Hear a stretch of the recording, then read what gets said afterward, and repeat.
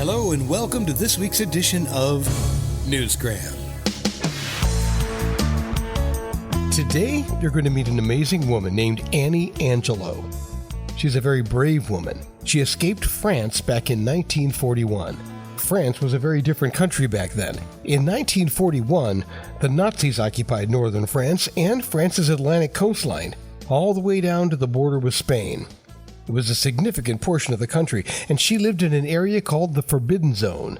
It was an area that Hitler and the Nazis had cordoned off, and they were using it as a springboard to invade Britain. Annie is no longer with us, but thankfully, she took the time to write down her experiences way back in 1949. She died in 1999, and then COVID came along 3 years ago. And I was just rummaging through stuff, and I came across a briefcase full of her manuscript. That is Hugh Hyland, Annie's son, who recently published her manuscript with the help of Ex Libris. Now, it contains a very detailed account of her life. Here's Hugh with a quick overview of his findings. It was divided into 2 sections. The first section was her being brought up in Scotland in the 1920s and having to escape from the clutches of her wicked father to France as a governess in the 1930s. And then the second genre was her actually being in the northwest of France in the 1940 to 41.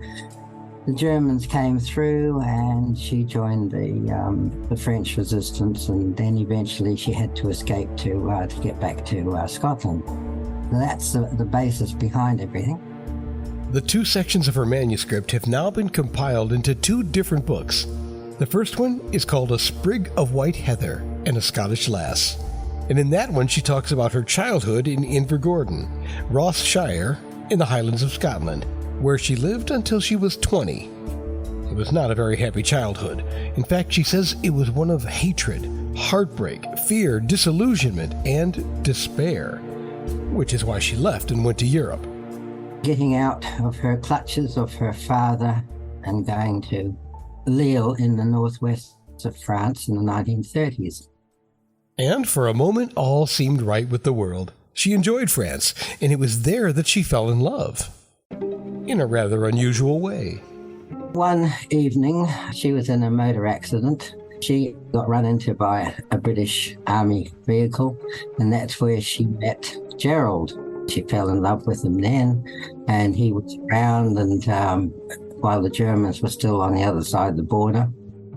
But then he had to get back to England once the Germans crossed over and the British withdrew. And she was left stranded there. She tried to get out, but she was unsuccessful.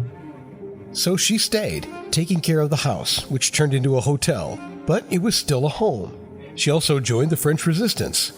In Chapter 1, she writes about how Gerald came and went, and life dragged on. She talks about seeing the skies black with planes all day long, and she knew that one day she was going to lose her home. The story's got a bit of everything. It's, part of the story is her upbringing, finding a new life in France and also throughout Europe.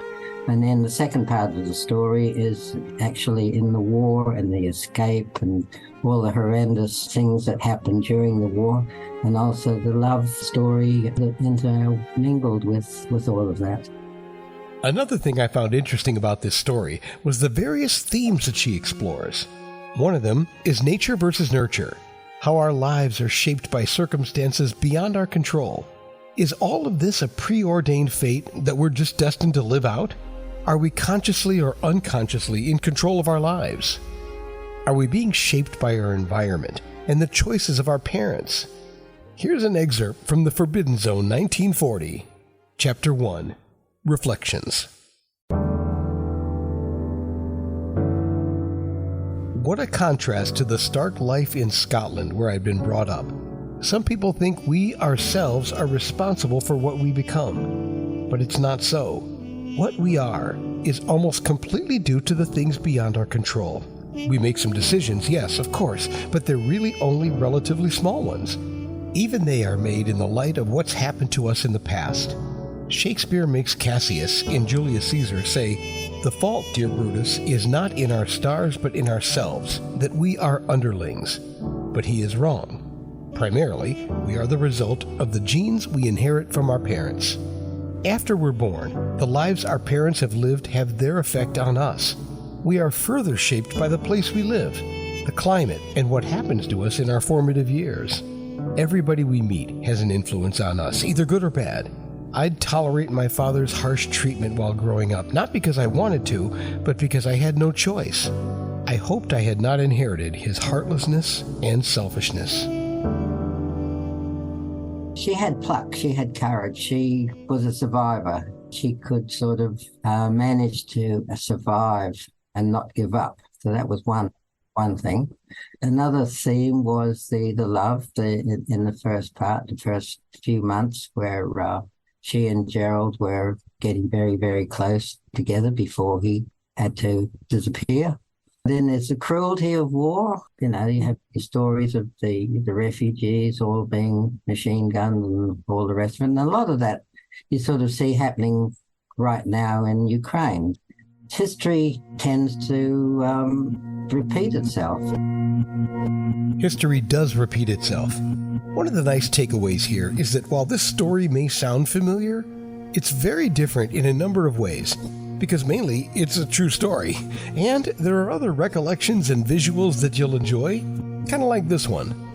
She used to tell me about some of the horrendous things, escaping from the northwest of France down to Paris initially with the refugees and being machine gunned and dead horses and bomb craters and you name it. It was so horrendous in winter up there. They had no food. It was freezing cold. So occasionally she would go up to a German soldier and kick him in the shin just to get thrown into jail where she could get a couple of days of food. Plus, this story takes place in a very specific region of France. This is specific to the Forbidden Zone, and most of the people that I've talked to, they said, "What's the Forbidden Zone? Why did it get its name? What was so special about it?"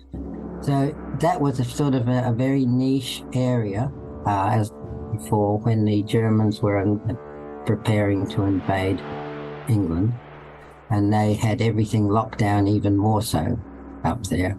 So this story is basically of how civilians were living in the Forbidden Zone in the middle of winter, no food, no heating.